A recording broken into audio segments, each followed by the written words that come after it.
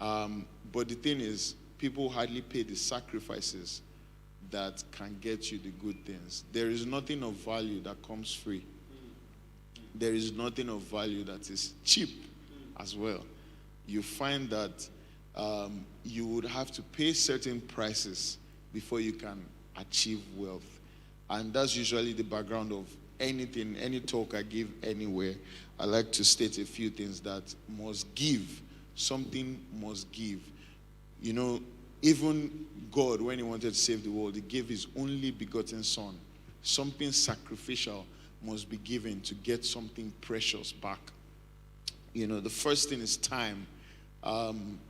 You cannot be a CEO and think that you own your time. Honestly, one of the things I've done the most in my life is work close to pastors. And I can tell you for free that you literally control your pastor's time. Oh, pastor, my mommy, I need you to pray. Oh, pastor, like as if he doesn't have a life. You know, it's very similar to the way CEOs are. So you get a client calling. While I was on my way to Abuja this morning, someone called me that we need to meet in Lagos on Monday. So you see, so this is me. I got into Lagos on Thursday. I was there Friday. I came to Abuja Saturday. Sunday or Monday, first flight, I'm back in Lagos. I didn't plan that. But that has to happen because the business has to keep growing, right? And we're at the early stage of our growth. So it's more demanding on my time as the leader of the business. So time, you will give your time. You would not control your time. However, you should manage your time. It's a resource. The beautiful thing about time is, just like every other resource, it can be effectively managed. Because of the lack of time, I'm not teaching time management. I'll just mention a few things that you can put into place. Take up your computers, Google them later. There's something called the time quadrant, in which you can divide your time into important and urgent, important and not urgent, not important and not urgent, and then not important and urgent, I think. Those 4 things. So you learn how to schedule your day. By the time you put them in boxes, you start with the ones that are important and they are urgent. You move to the others like that. Another thing is to divide your day into 3. While I was in school, I happened to be the student president in Covenant University.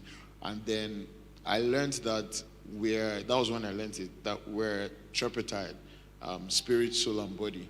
And then the average every day is 24 hours. And you divide that by 3. It means you can give each part of your being 8 hours. You get what I'm saying? So you dedicate 8 hours of your day to your spirit. You dedicate 8 hours of your day to your body, because you must rest. Right? There's a quote that says, I gave you a horse and a message. You killed the horse and you couldn't deliver the message. That horse is your body. So you must take care of yourself. You must eat properly. You must have a workout routine and all of those things. And then you dedicate 8 hours to your soul, which is your mind, the seat of cognition. What you know is what sets you apart in the market, right? What do you know that no other person knows? What can you do differently from every other person? Those are the things another 8 hours goes into. Another thing is service. I say this, publicly. I can trace my first 1 billion naira to service. I served someone, and then he opened a door for me, and then I made 1 billion naira. That's straightforward, honestly. A lot of people in my generation, our generation, we underrate the benefit of serving. Some people think they're serving, but they actually are not. I say publicly that service is an elevator. How does this work? If I had to go to the 30th floor, right, and I was using a stairs, that is what hard work is. So I'm working hard. A lot of us are working hard. But you can actually just serve a relationship, and then it works like an elevator. The person just picks you from the 4th floor, right, and then you end up on the 30th floor. Do you understand my illustration? That's exactly how service is. There are things that many of my contemporaries have been working for years, and I get it with a phone call. Or they even come in to knock on my door. Why? Because I have access to a relationship who they value. I'll probably give more examples as I go on. Diligence, hard work. I honestly believe in it a lot. And I think it's a combination of, it's not just to manage your time or to serve. I think it's a combination of all these things. Because if you are managing your time and you're not diligent, the Bible talks about a man that is diligent in his business. He'll stand before kings and not mere men. So who you are standing before shows me the level of your diligence. If all the people that you serve are not kings, I question your diligence. Because there's no way you'll be diligent and kings will not look for you. So while you are praying that, I attract kings. I pray that prayer every morning, actually. It's on my wall. I attract kings. I raise kings. I'm a king. While I'm doing that, I'm also making sure I'm diligent in my business, because that's the criteria. That's the prerequisite to get me before kings, right? Are we following? Am I boring you? Okay. So it's important that you're diligent. I, for one, I wake up at 4:30 every morning.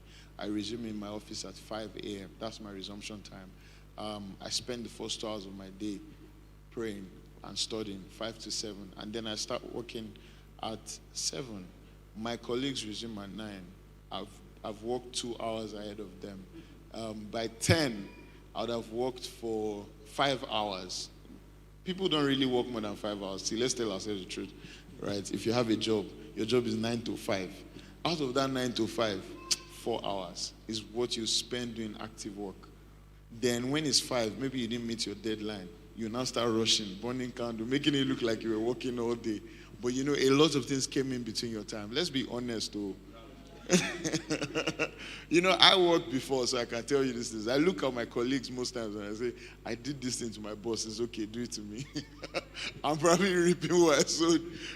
So it's very important for us to be diligent. Hard work. I've not seen anybody that said this guy died because he works hard.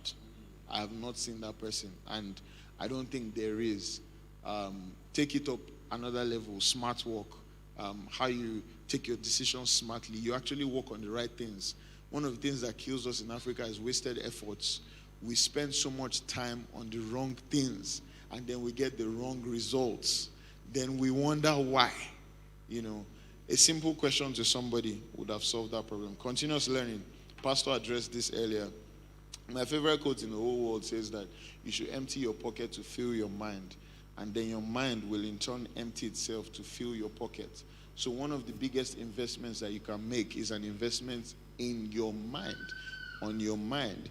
See, everything that you do will come out from you, is in your being.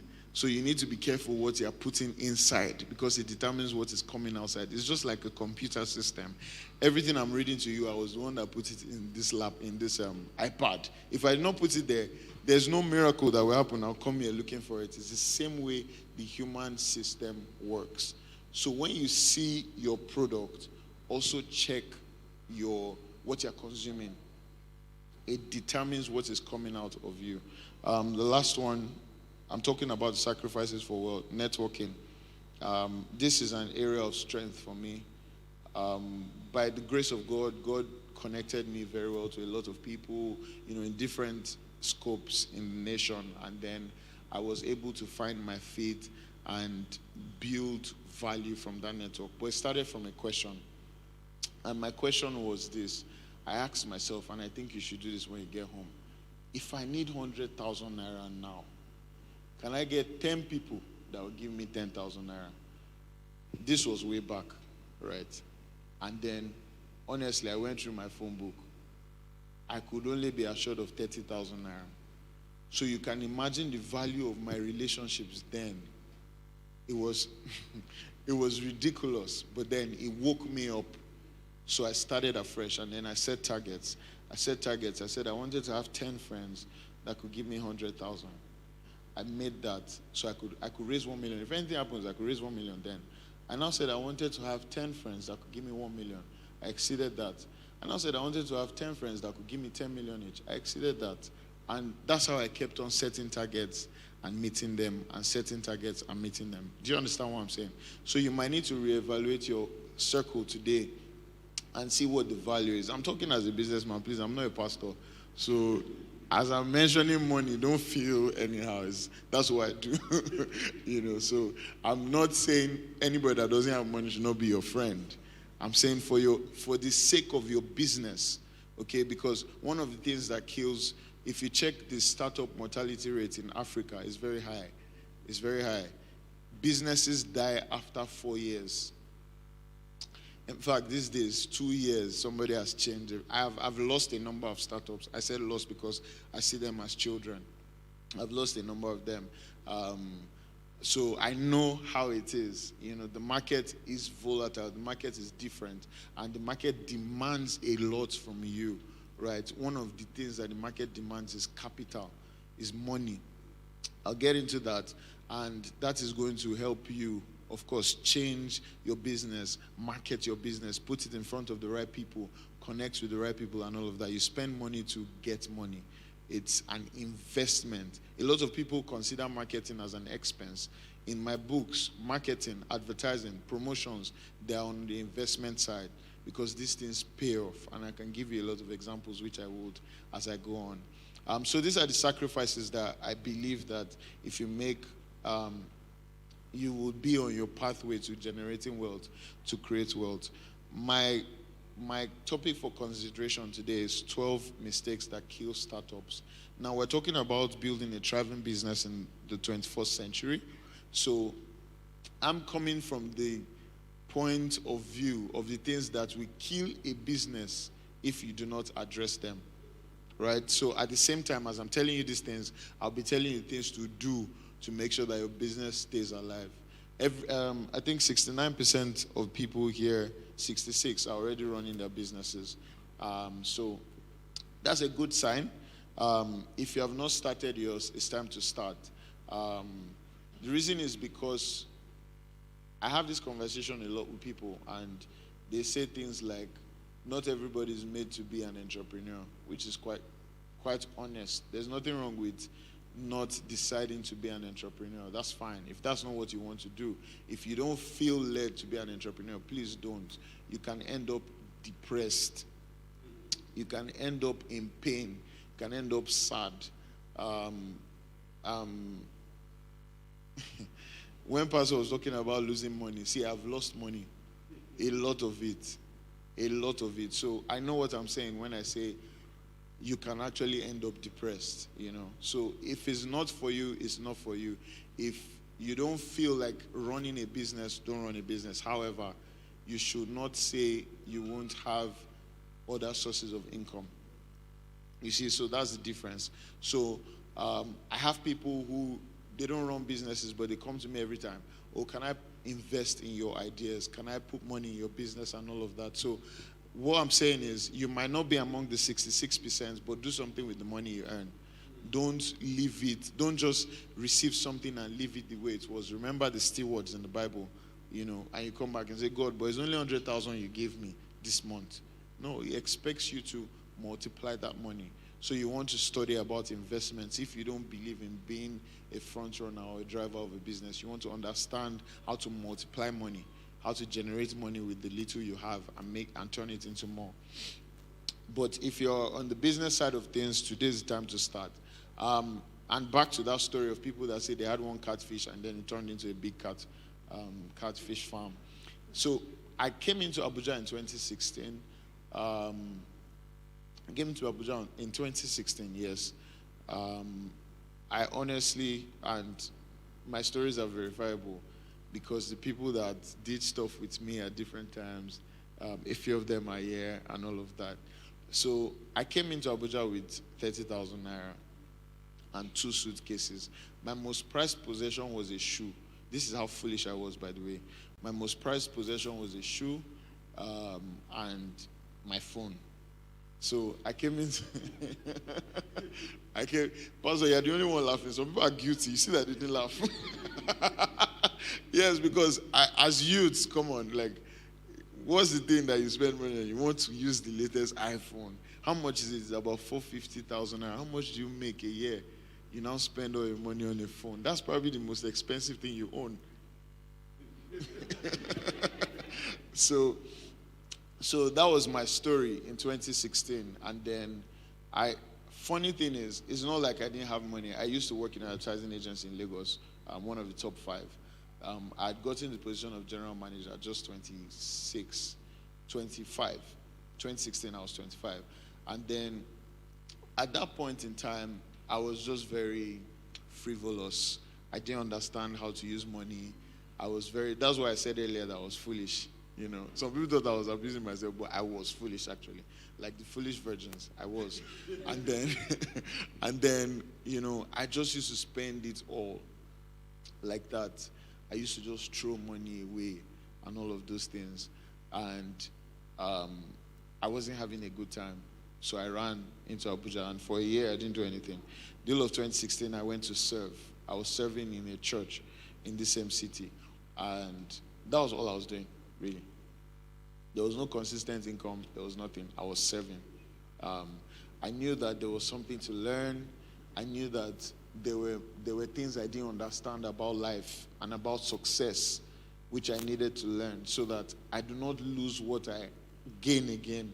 Because what happens to many people is they get progress and then they lose. Then it's like they're gone back. Then they start working forward again, then they go back. It seems like they're on a spot. And the reason is because they've not learned the principle of sustainable relevance. Sustainable relevance is taught perfectly by Joseph. You have 7 years of plenty, you have 7 years of famine. If you study it, you see how to make sure that what you get stays. And then even during famine, you cannot tell the difference in their lifestyles because they were able to manage in the days of plenty. So the first one is people don't start. People have dreams. They have very beautiful books. They write it with cursive handwriting. Some people will buy red pen, use it to underline some things. Green pen, circle. You know those people that write second term begins with a different pen in their notes. So you have all sorts. They have dreams. They have plans. They've done mood and vision board and all of those things, but they are not starting. So that's why I'm telling you my own story of how I started. So I came into this Abuja, I was doing all of that, and then, of course, there was no money. But I would always transport myself to the church office, do things. I'm very good with media stuff, editing photos, editing videos. So I was using my skill to serve, building social media platforms and all of that. That's what I was, those were the things I was proficient at. And then I did those wholeheartedly in church. And then one day while I was in church, I just realized that I was sitting on $1 billion business. Because if it's about people needing the service, there are plenty. But in the city of Abuja in 2016, I wouldn't be able to count 5 advertising agencies. So there was a very big gap. And then I said to myself, let me go and register this company. So while I was thinking about that, God was already making a provision for me. While in Lagos, I served someone, again, service. And then the person's assistant called me and said, his Oga is now a top person in one of my clients today. And it's important that I put in a pitch for it. I didn't have a registered company. I just knew that I joined 2 people. I joined 2 people's names together and it formed a company. And then I did presentation and went to this place. Now I was sitting against companies like Red Media, Insights, and DDB. These are like, Insights is number 1, DDB is number 3. But I was just one guy that had ideas. So I put it together nicely. Again, I didn't just go looking shabbily. I had to call my friend from Lagos to fly in just to follow me because I know it would look very well. So we went together and he sat down. We didn't have business cards. We only had a pitch deck. And we put it on the screen. And by the time we were done, the MD just turned and said, these are the guys we're working with. So that was my first 27 million. Now this was in February 2017. So I had served for a year with nothing. Remember, don't forget the timelines. So I got that, and the next thing now is the company has procedures on how to get paid if you're in supply, if you're a vendor and all of that, you understand that some will tell you after 3 months, when your invoice has matured, that's when we can pay you. So I found myself in a hole. I'm not on number 2 yet. I'm still on number 1. He wants me to leave here in time. So I just found myself in a hole, and then I could not service this client that was expecting service from me. I had hired 4 people at that time, of course, because there was demand, not because I just like to hire people. Just yesterday, we concluded a recruitment process. We're hiring 100 people across universities. It's because there's a need and we want to empower people. It's not like, so our staff strength is jumping up to 130 people. So I had 4 people at that time who were working with me, and it was a tough time. For 3 months, honestly, I couldn't pay salaries. It was also my first time being slapped hard by the business space. This happens to a lot of entrepreneurs because you just jump in thinking the way your idea is sweet in your head is the way that it will be when you get to the field. And then you get there and the reality sets in and you're like, so that's what happened to me. And then I went back to people that mentors that I looked up to and everything, and nobody was willing to help. So I said, I'll take a loan. I'll tell that story later. But the important thing is I had revenue, even though most times my revenue was on paper. You see, when I calculate my revenue for the month, I was smile. 10 million, how much is the account? Nothing. Because they have not paid. You understand what I'm saying? So somehow there were little miracles here and there. I don't believe in coincidences. I call them miracles. So I met somebody who had something to do, and then I met Wisdom at Transcorp. And then we traveled together to Benin. We did one job. That was the first alert I got as Rage Media. It was 600,000. And we were just shouting everywhere. So like that, there were little miracles that covered up for that gap. And then eventually we became fine. And we became a sustainable business. One of the things that sustain businesses is what's called cash flow.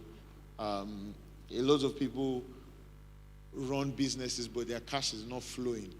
You see, most people keep their cash and it's sitting in one place. You know what devaluation is? Do you know that today, 1 million naira can only get you about $2,000? Whereas last year, I think, it was $3,000. And 2 years ago, it was $4,000. So that's how your money, when it's not flowing, just like the way a river stinks when it's stagnant, that's how your money too loses value. So when you're running a business, money must be flowing. You must build an ecosystem that allows your money to go around. I'll go to point number 2 now. So the first one was that you should start. Second reason why startups fail is that they do not build a brand. You can build a business and not have a brand. There are lots of people that they are the biggest suppliers of some things in Nigeria. I was shocked to know that Costaris is the biggest supplier of spare parts. When he told me, I screamed. So you're buying, he says that sometimes his prayer is that they should not repair the road so that people's car will spoil, so that they can buy spare parts. Because when they are buying, you are buying from him. Anywhere you buy, Abuja, Lagos, any market, Onitsha, anywhere, you're buying from him. He didn't build a brand for that. Of course, reasons you know why. Because his sales, his product is moving. Do you understand? His importer, exporter, that kind of thing. But he's not a manufacturer. Okay, so when you have products, because I read that about 60% of people have products, physical products, and then some of us have service business. I have a service business. I don't have a product business yet, but next year I'll have a couple of product businesses. The idea is when you have stuff that you are selling and you're doing them in a unique way, you must identify them. So branding itself in history comes from the times when it was an agrarian society, and then what people used to trade was exchange, barter. Sorry, that was what I was trying to remember. So trade by barter. I have yam, you have pawpaw, right? You say 5 pawpaw will equal 2 yam, and then we exchange, that kind of thing. But then people's tastes were becoming sophisticated, and then there was a need to differentiate where this yam is coming from, where this pawpaw is coming from. Do you see the challenge? Yeah. So if you travel by road, some people still do it. They will mark with colors the yams. How many of you have seen that? Yeah. So that's branding. It's to identify that this one is coming from George's farm, while this other one is coming from Lola's farm. So that's how branding started. You have a product and you do not differentiate. You be like every other person, and you're not giving people a reason to patronize you. So give them a reason to like your color, to like the way you sell your brand, to like your tone, to like how your brand looks, to like your voice. Create things about you that people can relate with. That's what branding is. To say every time I see white, I know I'm thinking about Christ. I'm saying it was someone that built the brand, that you find that some pastors even wear white only to preach, so they are holy. We've associated that concept with holiness. I don't know if you understand what I'm saying. Yeah. So there is a need to also brand your business. That's why you find that GT is always that orange wherever you meet them. FCMB was black and white before and now became purple. Yes, and became purple. And, MTN is always yellow everywhere. These are unique identifiers. So these things are not just limited to colors, by the way. Branding is not just about color. Differentiation is not just about color. Even the quality of your product is as important as the branding you give to it. When my profile was being read and everything, that was branding. So now you're about to see whether I fit that profile. You understand? So the fastest way to kill a product is to advertise it prematurely. So I want to sell chips, and then I've not perfected the recipe. And I put it on social media. Order for the best chips in town. Anybody can claim anything, name and claim. I can claim that I'm the best in my industry. But when people try me, do they feel that way? Does my brand have integrity? So as startups, we need to master that concept of building our brands and making sure that our offerings, our products, match up to the promises that we make. What is a brand? A brand is a promise. When you think about different brands, there's a promise that comes to your mind. Do you understand what I'm saying? Are you following, please? Good. So there's a promise that comes to your mind. I think about Coca-Cola. What came to your mind? Anybody? Huh? Sugar, God bless you. That's what comes to my mind, because somebody has demarketed Coca-Cola. Do you understand what I'm saying? Coca-Cola did not tell us that it's sugar you're drinking. They will tell you open for happiness, and all of that. That's their branding. So in some other parts of the world, it's interpreted that way. But in this place, my mother would literally, when I was growing up, would literally beat me for drinking Coke from the fridge. It was reserved for special days, like Christmas, like birthdays. I kid you not, So in my head, when I'm drinking that thing, I'm harming myself. So it's been heavily demarketed. And that's another danger of leaving your brand or your business in a vacuum. So you're not talking, and then you leave it for people to talk, right? So they started the story of Ajinomoto. Ajinomoto didn't used to do a lot of advertising until they noticed people were calling them a bleach, that it's better to use it to wash. So I remember when I was working in JWT in Lagos, they came to us and said, there's problem. We need to do a campaign. People are saying we're a soap. And then I got home and I tried it and it cleaned my toilet. I said,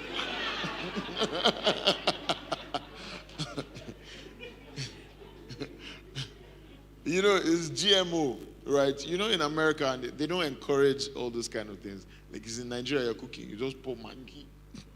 Especially bachelors, you just those days, you just pour everything. You buy tomato paste, pour it. You buy Maggi, pour it. You buy salt, pour it. You wonder whether it's rice you're cooking or it's Maggi you're cooking. You don't know, but you're mixing all of those things. It's important to have a voice for yourself so that other people don't do your talking. Because when other people are talking for you, you stand at a risk. This was the problem in the last elections. I give case studies from my industry a lot. So please understand, I'm not talking down on any politician or whatever. In the last elections, we had a very gentle president who I feel failed me because he let power go. But that's okay. That's another. Last 2 elections, yes, sorry. And then so many other people were talking against him. And he was quiet. He would just come and say, we're deeply sad, you know, those kind of lines that I used to say, you know, it wasn't aggressive enough. There's just something about the body language of a person and as a response to what is going on. So it was just quiet, and then people were talking. And before you know it, it was out of the office as an incumbent president. It should have been a war of words. A war of, because those guys were always talking. Those guys were, if anything happens anywhere, they will put it on all the headlines. They were sponsored. Those things were not. By the way, there's something called agenda setting, which is related to what I'm teaching now, branding. You determine agendas. Agendas are created. News is created. Out of the 15 top headlines in Nigeria today, 4 of them are from my office. So don't think events happened and then journalists went to write news. Somebody paid us to make sure that they make the front page. I kid you not. So news is made. So the same way you must approach your business. Make news with your business, not noise. You know, there are some people, WhatsApp broadcast, they send you 20 a day. Then you mute them. That's the first step. Then they'll still keep sending, you now block them. Because they're just making noise, you know. So branding is important. I'll jump to the next one. Bad location and wrong platform. So I combine 2 things together. You could have a physical business, you could have a virtual business. In today's world, we're talking about 21st century. So the lockdown hit at some point, and then nobody could do business physically. And then I started up a business called Brainbox. And then Brainbox, unfortunately, did not open up Nigeria's market to me, but it opened up America's market to me. I'm sure we made close to $40,000 from just that idea of starting Brainbox. And we had clients from Maryland, from Houston, and from Atlanta, basically, because they're what you call early adopters, right? You're starting a business. You are not looking at your positioning. That's the word. You want to sell Rolls Royce, and you put yourself in Guagualada. I just wonder who you want to sell it to. I don't know if you understand what I'm saying. Okay, so you know that people are not going to buy Rolls Royce online, by the way. You don't know. Let me tell you the value of the car. It's 420 million naira. If you will transfer 420 million naira to someone for what you have not seen and you've not entered it, I'm afraid. Do you understand where I'm coming from? Okay. So you need to understand your product, you need to understand the market. But Nigeria still has a very huge adoption gap in terms of virtual businesses. Please, no matter how big you think Jumia and Konga are, they're very small, they're tiny compared to your physical stores, your markets. Trust me, the value in Alaba market will crush all those Jumia and Konga to the ground. to the granular. So understand the terrain, the geographical location that you're operating in. Even if you can't get a store of your own, why not partner with somebody? So, for instance, my friend makes clothes. It's very, has a very nice showroom and all of that in Lagos. And then this other guy makes socks. And he cannot afford, the volume, right? How much is socks really? He cannot afford to get a place in that location. So he says, how far? Can I have just one corner and display my socks? So that while people come into your store to see your suits, they need socks, right? They go and they also buy from me. But my friend is a wicked person. Instead, he started making socks. See, there are human beings like that too. So you need to be careful. You need to prayerfully approach people before you go and sell your ideas. Because he just thought about, there's a concept called integration in business, and you just say, so this guy is going to be taking, my customer comes with 100,000. He will give me 80, he will give this guy 20. Why don't I collect everything? And so so you have to consider the location. Brick and mortar model will always still thrive in Nigeria. Mix it. That's what I'm trying to say. You must build your business in a hybrid form. You see, no matter how much, I was talking to someone the other day, he does something online and it's very big. And yet he's opening branches in different cities. And, we're just talking about it and he said, no matter how much he has online, he still believes that the people that come to his physical meetings are the real people that are his customers. Permit me. It's true. It's true. Because, you see, me online, for instance, I will watch 7 different, I'm not loyal. Are you people are making me look like a bad person? Yes, because I will change, watch this one a bit, move to this. Do you get what I'm saying? You keep testing because what is called switching cost. That's what it's called. Switching cost for virtual business is very low. So I'll give you an example. It's very easy for you to change your internet provider, but to change your house, you think, you say, okay, the road, the children's school, my office. So the switching cost in real estate is very high. For a car, it's the same thing. By the time you buy a car, you step on the gas, the value has dropped. So you've just driven a car for 2 months, someone is already marketing another car to you. This switching cost, you will lose money. But minor things like services, somebody is your hairdresser, the switching cost is very low.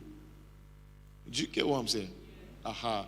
So because of that, you must build an experience in a physical center because people cherish memories. They cherish how things make them feel. You cannot replicate that experience on the internet. You can do it to a considerable level when you bring in convenience. My business is 30% traditional and 70% digital in terms of the model. But in terms of revenue, my business is 10% digital and 90% traditional. Do you understand what I'm saying? So we live in a space, if you don't understand, I started out as a digital agency and then I saw that I was just cheating myself. So imagine now that I'll still have been on 10% of my revenue if I stayed true to my dream of building a digital agency. Are you people following what I'm saying? Yeah, so I decided to go into the game. As I'm standing here today, I'm on over with my clients about 65 billboards in town. So even if one billboard, which is not, is 200,000 naira, that's how much I would have lost every month because I wanted to stay digital. Yeah. So you need to understand the location and the platforms you are using. You can't, there are some things you shouldn't even bother doing on Facebook. Anything that is meant for Generation Z, forget Facebook, go to TikTok, go to Instagram. Right? You want to sell trendy stuff. You want to push content that is for younger people, and then you go and put it on Facebook. No, it's my mom that will like it. She'll be the one to like it, then she'll turn it into a broadcast for WhatsApp, and then send it to the family group, and I won't open it. But that's the reality.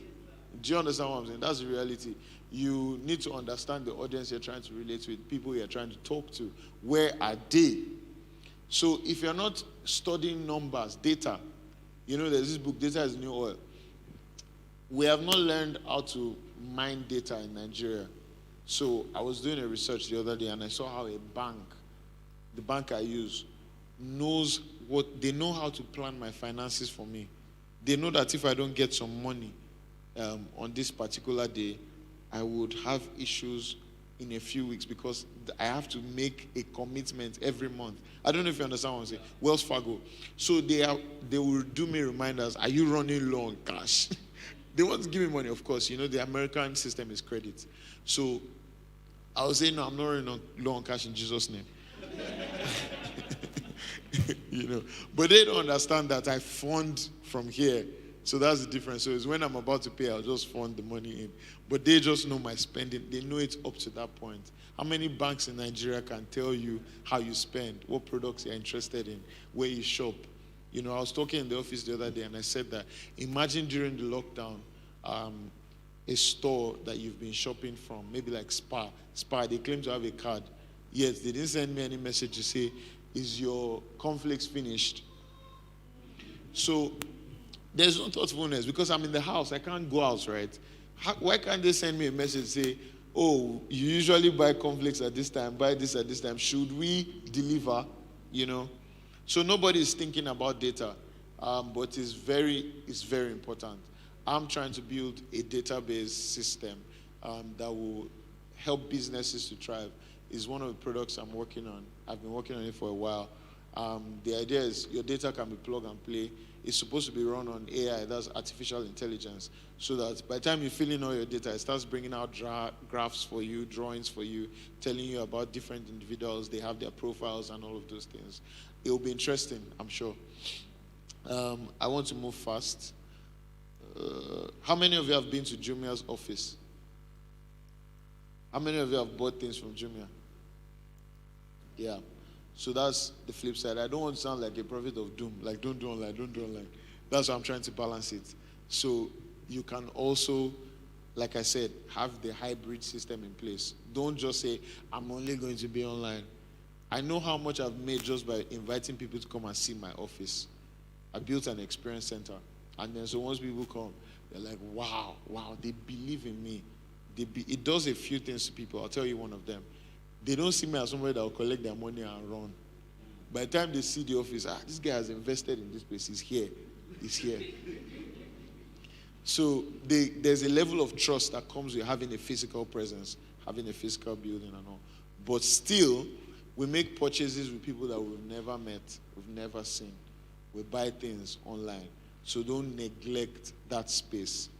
The moment you are stuck in one way, you would have problems in the 21st century.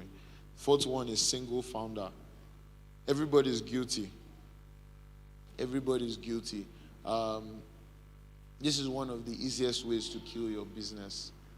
I'm not saying you must be in a partnership, but I'm saying you must build a system that does not make you the alpha and omega. You see, when one mind, there's a reason why the Bible says two shall chase 10,000, shall put 10,000 to flight, while one is chasing 1,000. It just shows the power in numbers, having people come together. You bring your strengths. We all add our strengths, and your strength eliminates my weakness. My strength eliminates your weakness, because I won't go and pick somebody that is exactly like me. We're doing rubbish. When I pick people of different backgrounds, different experiences, different mindsets, and we come together, we definitely will contribute different areas to the business. So what I did was recently I established what is called a governing council in my office. I made a post. I said the powers that be. What that simply means is these are the people that make the decisions. I happen not to make any decision again. They've reduced my job, so I'm going to resign very soon. All I do now is approve payment. I'll just press a click and money goes out. So it's very boring now. I'm trying to build something new, by the way. So I just opened up another office in town.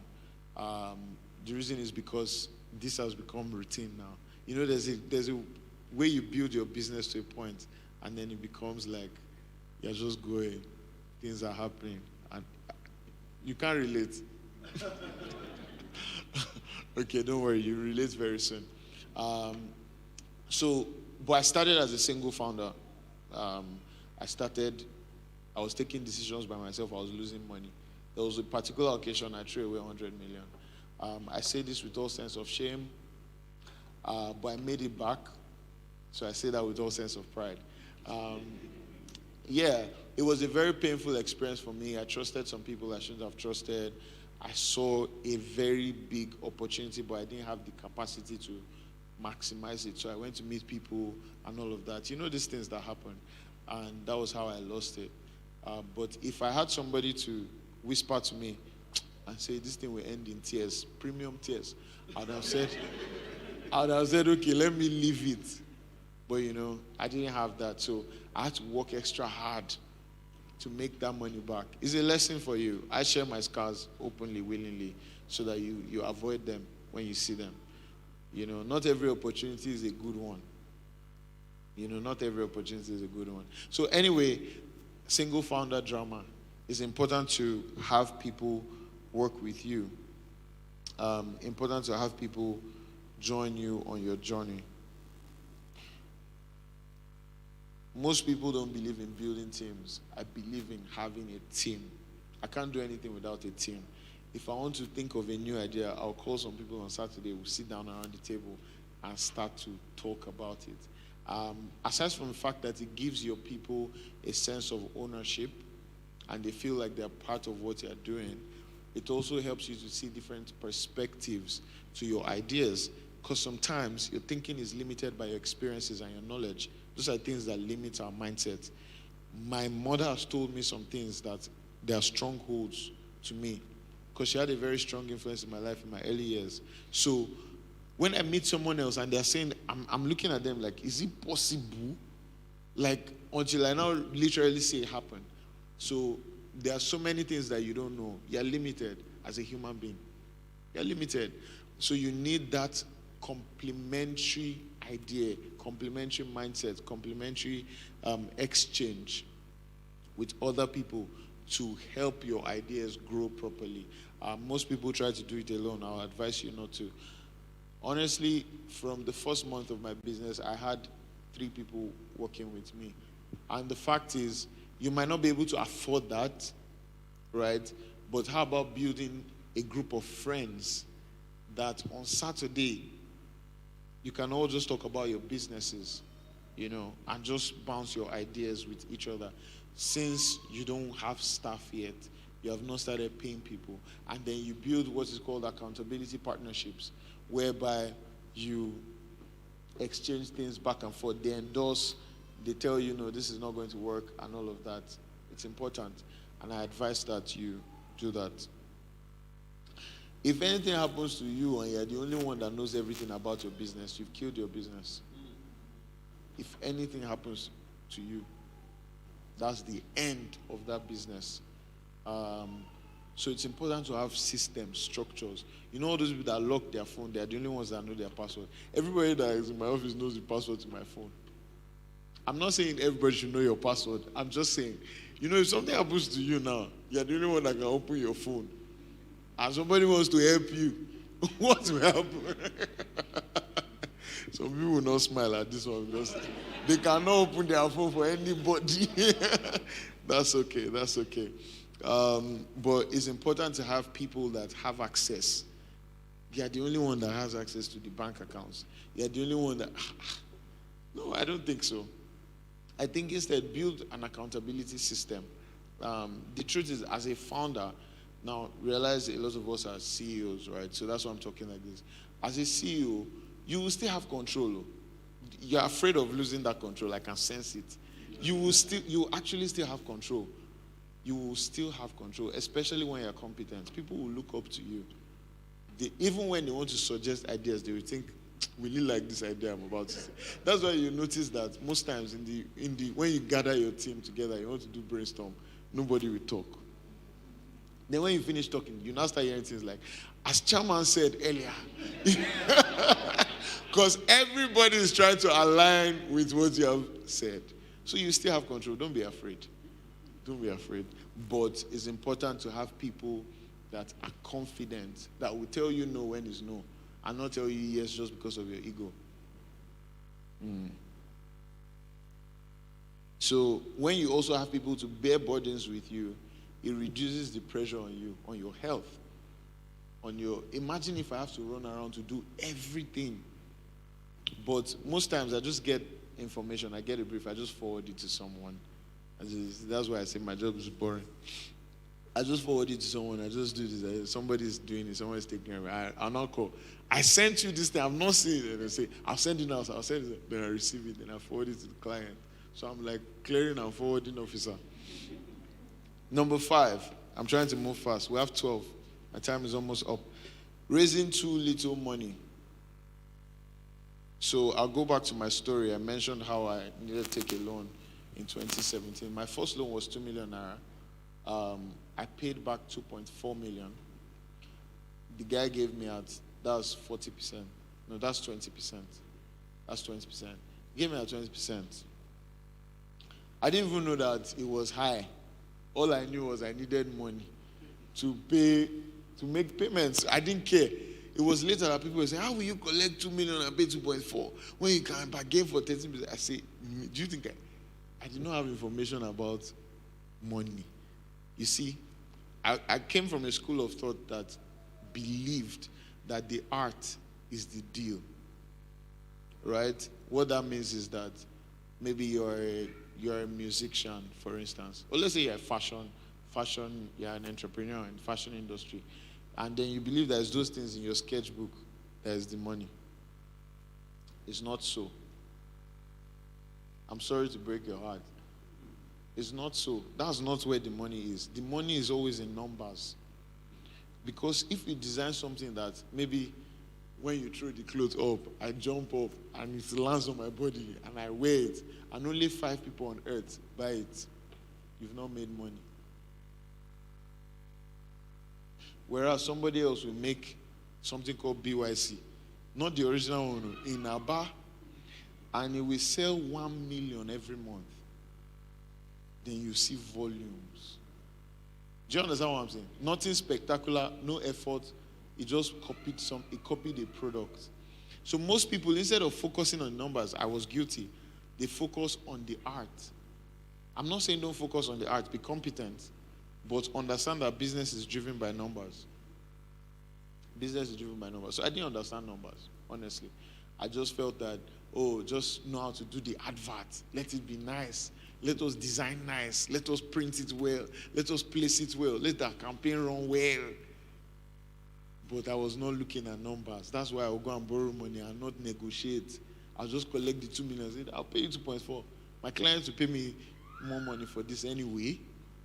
But I did not understand the power in those little coins.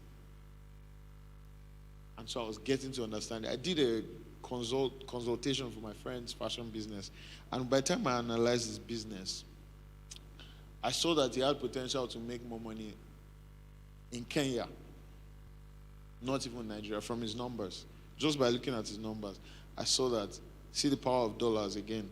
I saw that if he was charging 50,000 naira for a kaftan in Nigeria, he will only sell about 10 or 15 every month. That's how much? How much is that? If he's selling 10, that's 500,000 naira. He will be broke all the days of his life. I now said that he sells this same thing for about $400 in Kenya. So he has access to HNIs, obviously, in Kenya. So I'm saying, why don't you concentrate on that market? If you sell that same number in Kenya, do you know how much that is? $4,000. Did the material cost change? No. Nothing changed. We only looked at the numbers. So this guy has taken it to the extreme. Now, as I'm telling you, he's in South Sudan. It's unbelievable. I'm like, someone cannot even play with you. I just gave him small. He has entered Kenya, entered everywhere. You see, there is money on the streets like this. Money. Someone has printed it and kept it in his pocket. You see, when you're talking about networking, right? I didn't talk a lot about networking. I should, because I'll be cheating you if I don't teach you. Everybody that you refuse to greet when you walk is money that you've thrown away. Is revenue for your business. Every business card. If you remember in school, I said this thing one time. I said every business card is a potential credit alert.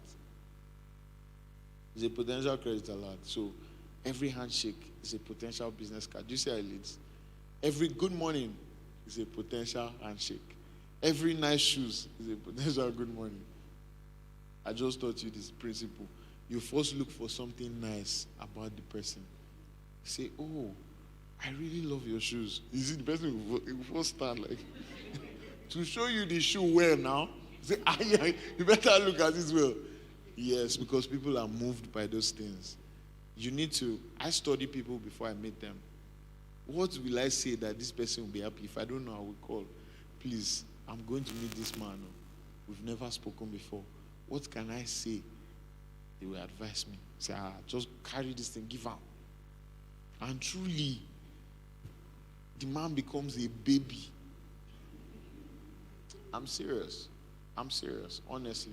People do it to me too. Yes, but it works. Do you understand? Somebody thought it as everybody has an emotional bank account. And then when you do things like this, you deposit into it. And so the person is owing you. You just find out there are some people under pressure to make sure that you are doing well. I have people like that. Just because of little things here and there. Well, not little to me, but little to them. But they demanded sacrifices from me. Okay, that's not what I want to talk about. So, I want to talk about raising money. Yes, that's a problem, right? Because most people think they can just bootstrap their business and they'll become billionaires from bootstrapping. Why you? So, bootstrapping is not bad. I myself started by bootstrapping. But at some point, you now tell yourself the truth and say, I need to scale. You see, the secret to wealth is in scaling. If you study, and we have a problem in this part of the world, it's a very big problem, is the fact that people start at a level and die at that level. So you find this malam. I was 7 when he started making tea on my street. Everybody on the street loves his tea and buys his tea. But he will never think of starting the same tea stuff on street 2, on street 3, on street 4, on street 5. That way he has multiplied his income by 5. But you meet an Indian or a Lebanese, like it's in them. I'll give you an example. The person that owns cilantro is the person that owns View. Is the person that owns, what's that one? Beirut, right? Is that the name? He owns about 5 like that. One person. Is scaling. Scaling. Like what my friend is doing now, that is going to where they are fighting war. Is scaling. Because if you remain on that particular thing, you have put a cap on the revenue you can make. You have permanently put a cap on it to say, this is what I will make for the rest of my life. But when you take a model that has worked, even if it's 10 you sold, you've learned how to sell 10, now sell 20. So I now have 10 clients. I need to go for 20. So most people don't scale their businesses. And when you want to scale, that's when you know that your money is not enough.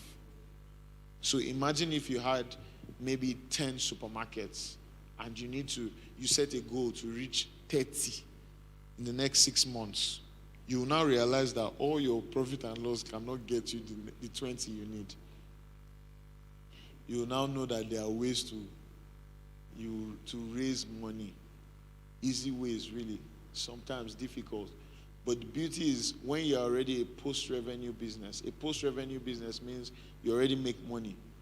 Someone can look at your books and know whether you still be alive, your business, in the next 5 years, and can say, I want to put in 10 million naira into this business. That has happened to me not once, not twice, not 3 times, not 4 times, not 5 times, not 10 times. Not 10 times. I was asking Belumi, my colleague, yesterday, and I was like, do you have an estimate of how much we're working on something, and somebody offered us $2 million, but we need to put in some documentation and all of that. And by the time I saw that, the prerequisites, I saw that I wasn't running my business properly. So you need to learn how to raise money from day one so that your actions will not cost you. So I have to go, for instance, there's an audit I have to do, and they are charging me per year. At the end of the day, I'm going to spend about $20,000 for actions that I could have put in place from day one. I hope you're following what I'm saying. So, you see that my story is not all sweet, so that you don't think there are a lot of mistakes I made. So you will need to raise money. And because you need to raise money, you need to do things rightly from day one. So work with that in mind. I know a particular bank. I flew, the owner of the bank put me on his private jet and came in from Lagos the other day. And he was telling me how the richest man in Nigeria is owing him 200 billion naira. So I now started thinking, the richest man in Nigeria. But yes, he will never use his money to run business. That's the way people are different too. You see, the rich man believes in what's called OPM, other people's money. So he will collect, you see, the money you have left in the bank, the small money, they've taken it and given to him to make him richer. But you, maybe because of some doctrines that have taught you don't borrow, you will not borrow, you lend to nations. Yes. Wait now. Let's see, no, wait.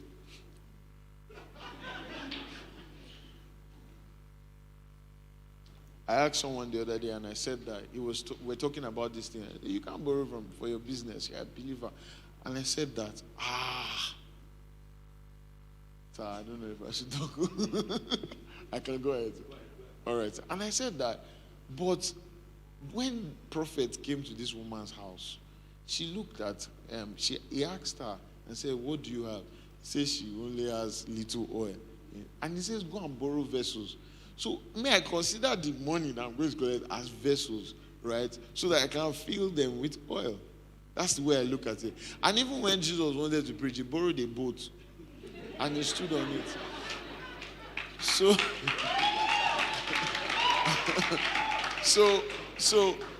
I'm not saying that you should borrow money to spend on yourself, right? Exactly. You buy Brazilian hair, or phone. So all those platforms that will give you salary advance, and you take salary advance and go and buy clothes. The only time when it is right to borrow is when it's going to make you more money. And make sure that the interest that you are going to make covers the repayment and profit for you.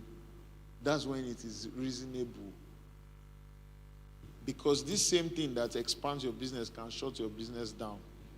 It can put you in a hole that for the rest of your life you'll be trying to pay money back.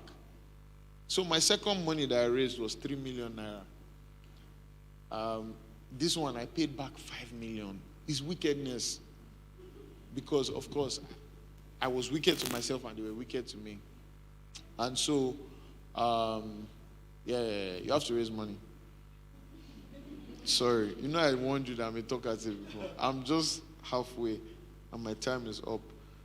I'll just pick one or two, sir, that I can still. Let's go to.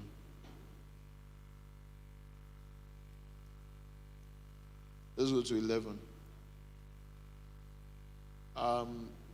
This one talks about lack of innovation and diversification. 11.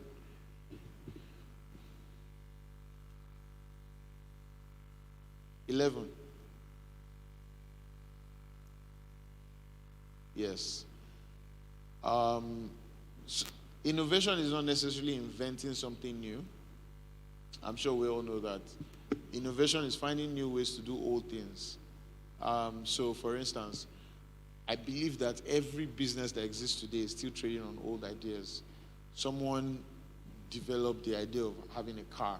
Someone else turned it to electric car. You understand what I'm saying? Yeah, so basically, you don't have to invent the wheel. Just innovate. Just do it differently. Find a new way to do something old. And that's what innovation is. So most times, when we copy ideas from the internet,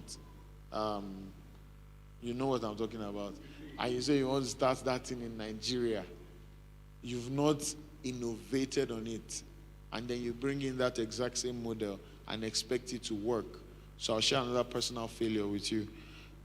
I was one of the first people that started what's called design as a service with a product called Quick Social. And what I was doing is I was collecting as little as 50,000 naira from people to design social media content for a month. So I did it. I made noise. It was big. People were paying. But I couldn't meet up with the demand. On two levels, I had too many people wanting the service. And if I wanted to meet that demand, I had to hire more. Now, I had crashed the price of my service so much that the money I was getting would not be able to pay for the hands that I would need to meet up with that. That was the first failure. The second failure was the fact that I was the same standard that my clients who were paying millions were getting. So when I tried to drop the standard, they started complaining.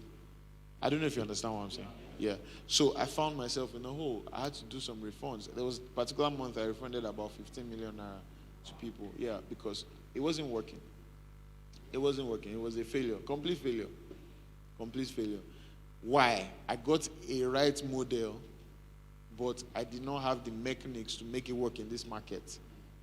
So most people copy that, and trust me, in 2 months, I see that they stop running their sponsored posts and they pack up.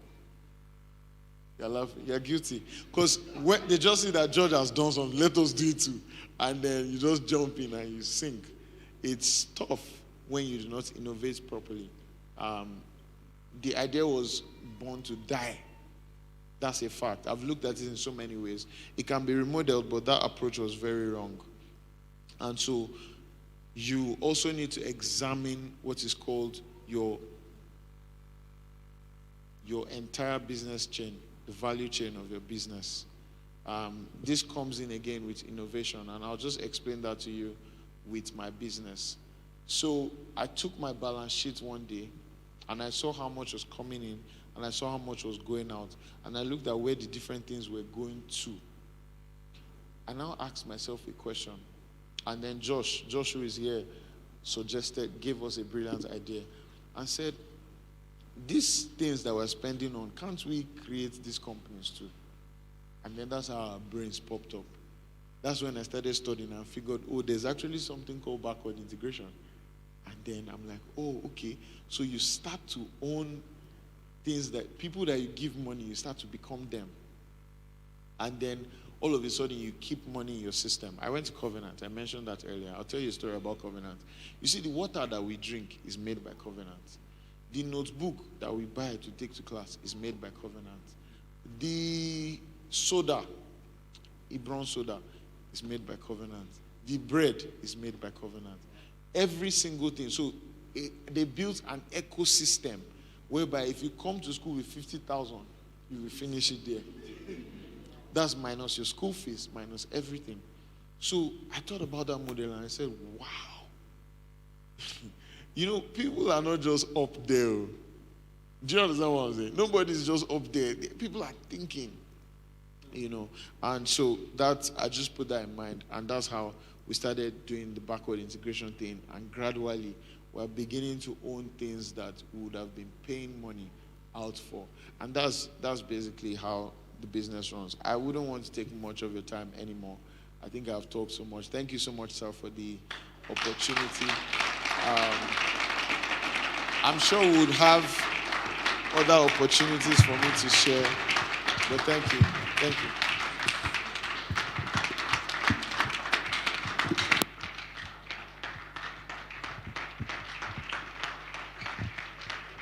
Wow, wow, wow, wow, wow, wow, wow, wow.